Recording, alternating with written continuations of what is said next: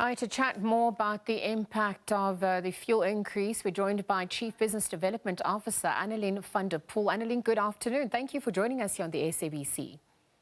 Good afternoon. Thank you so much for having me.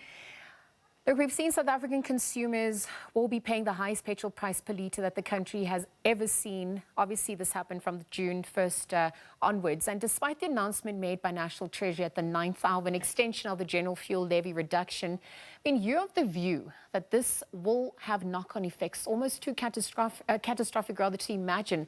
What are these? What are the implications of this for consumers across South Africa? Well, the reality is we've seen this now happen month on month. I mean, we're not just at our record high, but also the highest increase month on month that we've seen. In the past 12 running months, year on year, we have seen a fuel price increase of in excess of 40%. That is obviously devastating to any consumer budget. And what this is meaning now for consumers is they're having to look at changing their purchasing patterns. We've already seen some of South Africa's largest manufacturers of consumer goods turning around and saying that they can see it on their side. They are seeing the impact of inflation on their production costs. And as you've just mentioned, those costs are being passed on directly to consumers at the end of the day. So what it means from a consumer perspective is they're having to rethink how they purchase items, and they're seeing that impact not only directly in their personal budget in terms of transport and them moving around, but also on the different level where it's hurting them in their pockets on the goods that they are buying, and they have to make changes. Well, speaking of which, let's look at why this price hike will have such dire consequences for food security at large. I'm asking this because obviously it's also going to be impacting the food transport networks going forward. Well, absolutely. I mean, we've got to look at the impact, and as we said, we've got the direct impact, and we've also got the indirect impact, and the indirect impact being exactly that. Your manufacturing, your transport, etc. Anywhere where any form of fuel gets used, their costs are increasing. So obviously, those costs are being passed on directly to us as consumers again. And the demand for example, road transport might be affected. People might look at different forms of transport. But the fact is it's going to increase irrespective of what form of transport they look at. It's going to hit us as consumers. We're going to bear the brunt of it directly. Well, since this chat has obviously happened the entire week, we're perhaps looking at ways forward. We're also looking at the latest debt rescue survey showing that 88% of households have had to cut sharply on basic goods and services just to manage their increased living costs. Perhaps from your perspective, what is your advice for South Africans who are already living on credit? How can they somehow manage this petrol price hike without going into financial and personal state of disaster? Well, I think the most important part is to understand what your financial circumstances are. And unfortunately, it's that one thing that we don't enjoy doing, but it's doing the budget.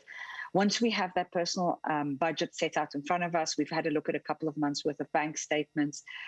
You get an idea of where your money is going every month. And from there, you're able to do an assessment to see where you can make your changes.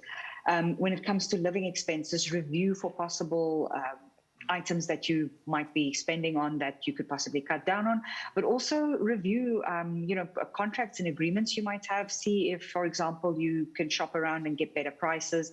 And when it comes to the shopping side of life, making sure that you are doing your research before shopping. More than ever now, we can't afford to just walk into a shop and just, pick up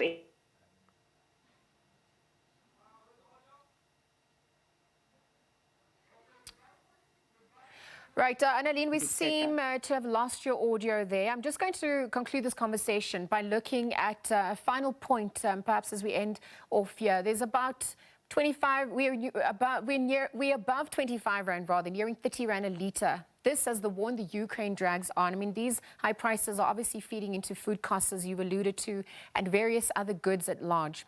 Now, although the inflation rates have yet to reach the 6% mark set by the Reserve Bank, we are on the cusp of that breach. And I wonder, as we conclude this conversation, in what shape will we emerge from this cycle as South Africa?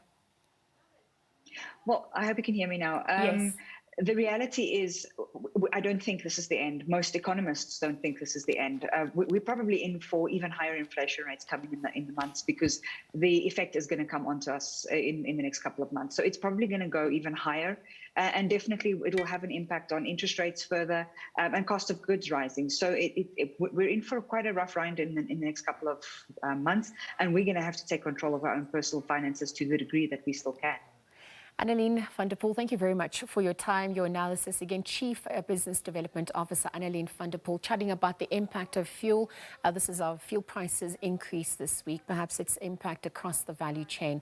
On that note, we're going to go back to Limpopo, where the ANC's provincial